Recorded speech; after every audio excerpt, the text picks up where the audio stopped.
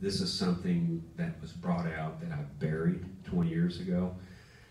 And for Gentry to do this, and I didn't get to see anything until about a week before the first premiere. And what a magnificent job, you know, for never knowing Tommy Morrison. And going back to Bill's question, Tommy was very complex, but one thing that I knew and Gentry brought out is he came from an extremely complicated childhood. His father, I don't want to go there, but it's about as bad as you can get. And there'd be times I'd be alone with Tommy and he'd start crying. He goes, you don't understand, and getting screaming. You've probably seen this, Don, his wife. What do you mean, Tommy? My dad, you know. He had so many buried demons, but you know, Gentry only had an hour and 15 minutes. There's so many stories that Tommy was a good guy. He tried to be good. He begged to be good. And I'm gonna let Don finish on this, but you know, I said this at the last premiere, that we'd be fighting in Atlantic City, and Trump's casino was 2 blocks down the boardwalk from our hotel. And Tommy would go, let's go play blackjack. So we get $1,000 a piece, get halfway down to homeless. Tommy gave all this money. So we didn't even make it to the casino. We go back to our room, get another $1,000. He didn't make it again. There would be kids in the paper with accidents. He'd say, Tony, go up and give him a $10,000 check and don't say it's for me. You know, like, Tommy, your name's on the check, but, you know. Well, tell him not to tell anybody. You know, this was a kid that struggled. And, you know, I'm going to pitch it to Dawn, because I'll say one thing about this young lady. She was the love of his life. And Dawn was this innocent, loving young girl. And Tommy adored her. And what she had to put up with, I remember when Tommy went to prison, I tried to protect her, and I said, Dawn, you got to go now. I told her, you got to go now. I tried to get her away from him, because when Tommy went to prison, that wasn't the Tommy we knew. When he got, I want to make this short, Gentry, I'm just trying to explain, but when Tommy got HIV, you got to understand, in the 90s, it was like leprosy. People didn't know what it was. They didn't know how you can get it, so they wouldn't shake your hand. So when he went from this rock star to this nothing and everybody ran to him, he tried to do good. He eventually turned to drugs. And that's the Tommy that you and I didn't know. And that's the Tommy I tried to get her away from. I think this one's working. Tony's right. He did turn into someone that I didn't know him anymore. And it was very scary there towards the end. And Tony did try to help me. I remember him calling me one time. I don't know if he remembers this, but he offered me a plane ticket to wherever I wanted to go. He said, just get out. But I was very much in love with Tom, and it's kind of hard to explain, but being in the middle of this storm, where you could see what was going on, felt safer than being on the outside where I didn't know what was going to happen. And I felt like if I was there, I could at least try to keep him eating healthy. You know, at least I knew what was going on. I may not know where he was, but I did my best to try to keep him on the right path. But Don, what? I mean, that I know of, you've seen this twice, maybe more than twice. I don't know. I think I've watched it about 10 times Okay. now, 10 times plus. Okay. But when you see it, like you did at Miami, and you see it here tonight on a 40-foot screen, something that intensely personal, what is that like? It is very personal because I lived it. I didn't just come into Tom's life when he fought Foreman. Our history, we go way back. I met Tom when I was 14 years old. I was a freshman in high school when I very first met him, and You know the date on that love letter you read in the film? The anniversary, the 30-year anniversary was just a few days ago of that. That the letter that I read on film, it was in August of 1987, and there's a fun little, I guess, note about that a lot of people don't know. After Tom moved to Kansas City, I was still in high school, and he would come back to Jay quite often, and he would always come see me or go see my dad, and we went for a ride in his car one time, and he said, "I've got something I want to show you." And we drove out to the S-curves in Jay, and he parked the car out in the woods, and I'm like, what in the world is going on? What is he going to show me? But he got out of the car and went out into the woods and was gone for probably 5 or 10 minutes, and he comes back to the car with this jar, and he's like, "I wrote this." I can't even remember the time frame of when he gave this to me, but a couple years had passed, and it was a letter, or this poem that he had written that he said was about me, and it had burn marks on it. He was going to burn it, but he took it and buried it. So One thing, Gentry, if I want to say on this documentary, it did open my eyes, and one thing, it confused me. When the mother said, led to, knew he had HIV before, he said he was suspicious, but she said it in a different way. he suspicioned. Yeah, he suspicioned. Well, there's a lot of rumors out there that he knew he had HIV. And I had a hard time dealing with that because he was still a womanizer, and if he knew he had it, he'd have been a monster. I don't think he knew. Let me explain when she said he was suspicious. You got to understand, in the 90s, everybody was panicked to have sex with someone they didn't know because it was a terrifying era. And most of you guys know what I'm talking about, anybody that lived back then. So when Tommy was out there just womanizing like crazy, in his mind he probably thought, oh my God, I'm probably going to get it, I probably had it. So when I see questions that he knew he had it before, I say absolutely not. His mom hit it straight up. He was suspicious. Yeah, those rumors came to us and we explored them, but they don't make a ton of sense. People were saying that he knew as early as 1989 that he had HIV, and his handlers did as well, but it's not true from what we could tell at all, and it doesn't make any sense. But I think he also was not the type of person who was going to stop and go get tested. But he might have known. The time period she's talking about is about 2 years before he was tested positive, I think, when she first had that conversation with him. So he did at least have this in the back of his mind. It came out of a former girlfriend whose husband was in prison and came back with HIV and then eventually AIDS. So they started to think that this was how it happened, but you're never going to be able to prove any of that either way. So that was the complicated part of Tommy, for sure. How many people in this room were at the Morrison band fight at the convention center? Sorry. My friend Henry. Sorry you paid so much money, guys. Wasn't that the damnedest thing, though? Oh my gosh. I mean, as exciting as it is downtown when the NCAA tournament's in town, or a big concert, or George Strait, or whatever, I don't know that it can touch Morrison band before the fight, right? Henry, would you agree with that? We were sitting ringside, and Aaron, they were arguing about where we were going to stay for the next fight. So it would be in Caesars, where was it going to be? Right.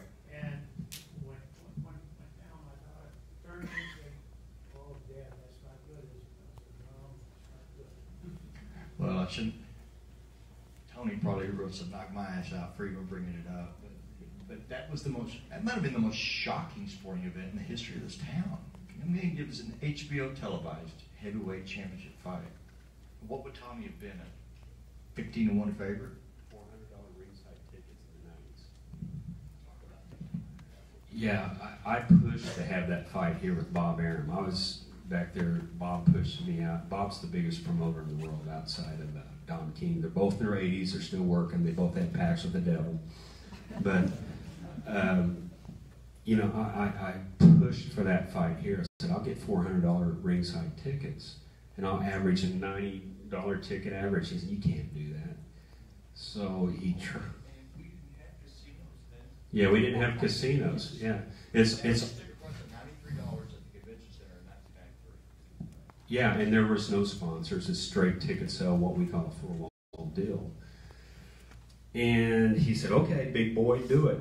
And I remember, because I always stayed in the same room with Tommy, and I'm like, "Oh crap, Tommy, I stuck my neck, and I'm gonna get murdered." And the tickets went on sale the next day. And it was at 7 a.m. and I said, "Tommy, let's go drive around the arena and see if anybody's buying tickets." And I expected to see a few people. There was a line wrapped all the way around the convention center. And I said, "Tommy, get out of the car and shake everybody's hand." And he did. He shook everybody, because that's the type of guy he was. But anyway, for Tulsa, Oklahoma in the 90s, that was the biggest sporting event probably in the history of this town. When you do the economy price point for now, but I'm going to switch one thing here, Gentry. I told Gentry, we do this documentary, I'll never do another Tommy Morrison interview unless something strange comes up and I have to. Tonight's the last night you'll ever hear me do a Tommy Morrison interview. Seriously. So I have a question about that. But anyway, we have an intimate crowd here. It's small. Gentry, I'd like to ask them if they have any questions. Is that okay? Anybody have any questions?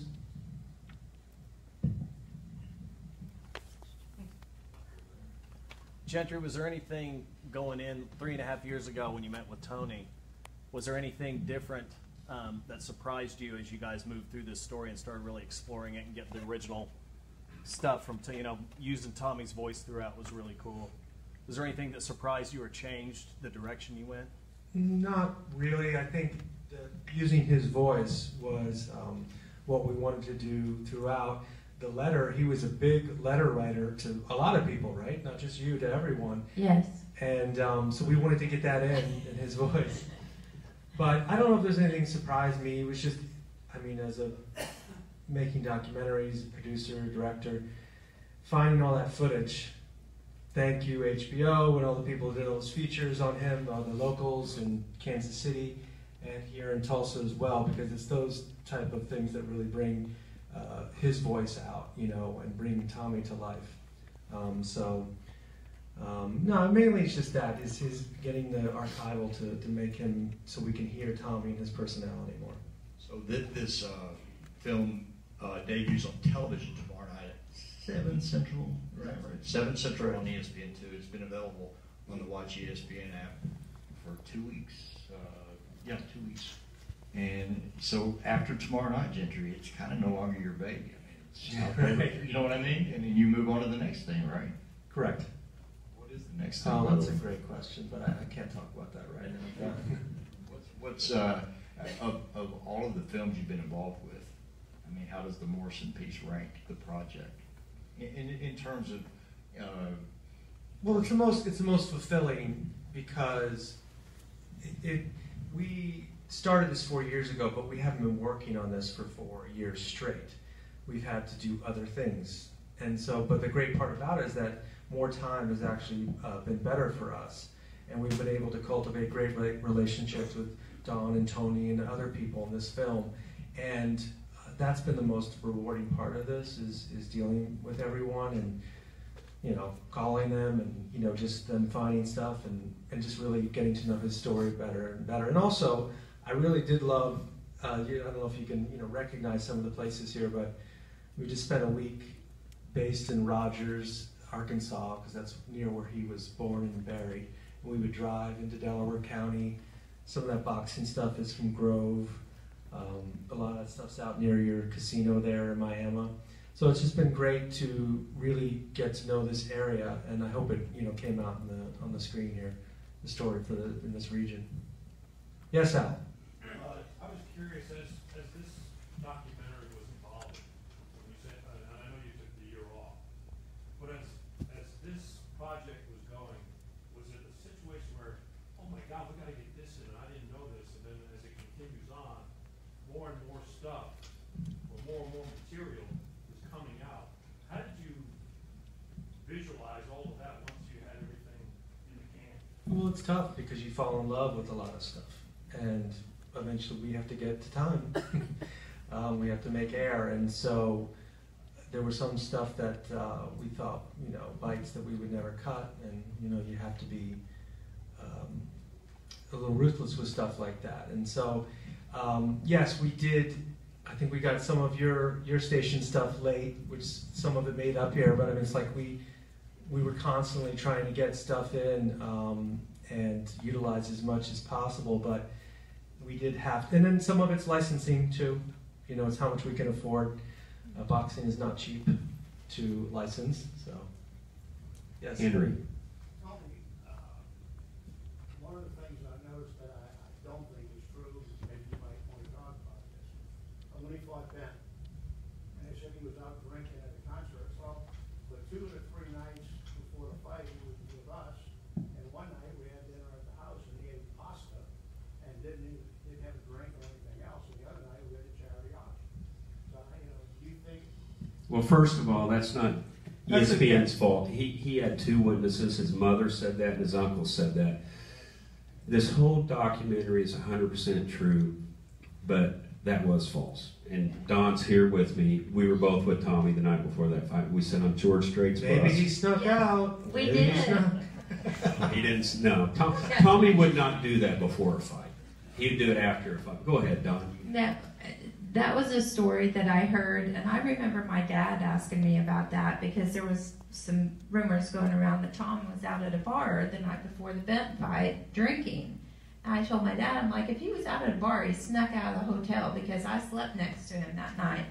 And we did go to a concert. We went to see George Strait and Clay Walker. It was a lot of fun. I do not recall Tom drinking beer that night at all. When we sat on George's bus, George drank whiskey and just sat and talked boxing with Tommy and us, and then we went to bed. But by saying that, I don't want that to be a downside on his, because it was witnesses from his mother and Trey, and again, Gentry freaking nailed this thing. So. Yes, my own mother said you did an excellent job, so Jane? thank you. I have an observation that I wonder if others in the audience also thought about. It was obvious that he came from a very poor family. It was obvious that he had no parental support as far as going to school, that he was on his own at 13.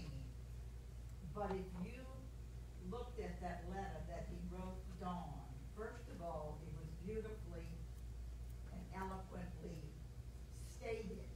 But in addition, as a former teacher, Dawn, I have to ask, was that his penmanship? Yes. I mean, did you notice that penmanship? And the words in that poem, they were all beautiful. And that totally surprised me. It really did, because I've got things from Tommy over the years, and a couple of the photographs that he and Bird signed. And when you read them, it'll bring tears to your eyes. Because he was very poetic, and he really did a wonderful job when he would do things. Tommy was very articulate, and even as a commentator on the air before he got fired, he was articulate. But I hate going here, but Don, I'm going to put this in your lap. Be honest, what would you have to say about Tommy's father? I'm going to bail you out. This was the closest thing to evil I've ever seen in my life. And Tommy had a good soul. He just couldn't get past the demons. And you got to understand, as a young child, being brought up that way, I don't want to go into details, but it's extremely dark, and he fought it. Tommy tried to be a good man. He really did. I kept my distance from his father. That's really all I have to say about him. One thing I have to say that most people don't realize is that Tommy was extremely funny, and he was extremely fun to be around. He'd walk in a room, and everyone was his friend.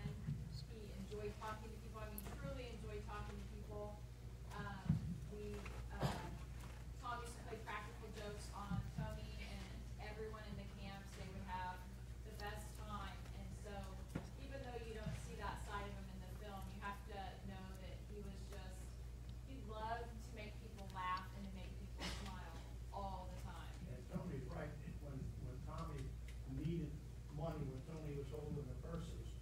He had a '57 Chevrolet that he always wanted to sell. But we had that at the dealership, and we had it parked in the back in the top hole.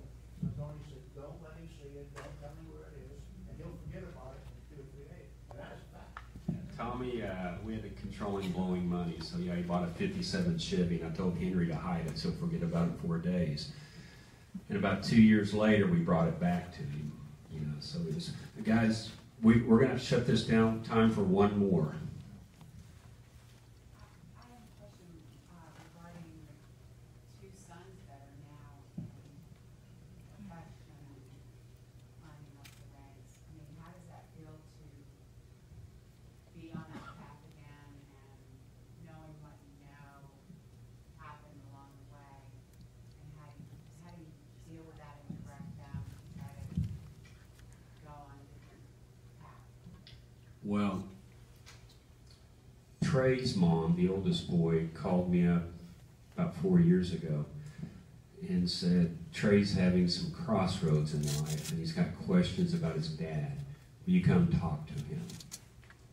So I met Trey. He was just this scruffy old kid. And I knew him since he was 10. I haven't seen him since he was an adult, so I saw him the first time. And I hired him to be a driver for me on certain things. And then after his dad passed, he came in my office and he goes, Tony, I want to fight. I said, you know, this kid was a collegiate football player. I said, Trey, you don't want to fight. There's no money in it. Go get a wife, have a happy family. Don't do that. And he kept hitting me. He goes, I'm doing it with or without you. And I'm like, oh, God, here we go. So I'm in. And then Tommy's other son came in. Now, here's something that's exciting. Trey, his first fight, which was here, he looked like horrible. I'm sitting there at the fight going, oh, God, he can't fight at all. And then the second fight, he came on and came on and came on. And then he got on Showtime. I mean, you know, national TV. He's fighting a guy, 16-0 out of Philadelphia, Golden Gloves champion, this huge amateur career. Trey never fought amateur. He was only like 10-0. And I'm sitting here at the fight going, God, what did I do? The bell rings. Trey goes out there and knocks him the hell out in the first round. Out cold. It's beautiful. You know, Trey hits harder than his father, period. But we got to finesse it a little bit. Heavyweight division isn't like it was then.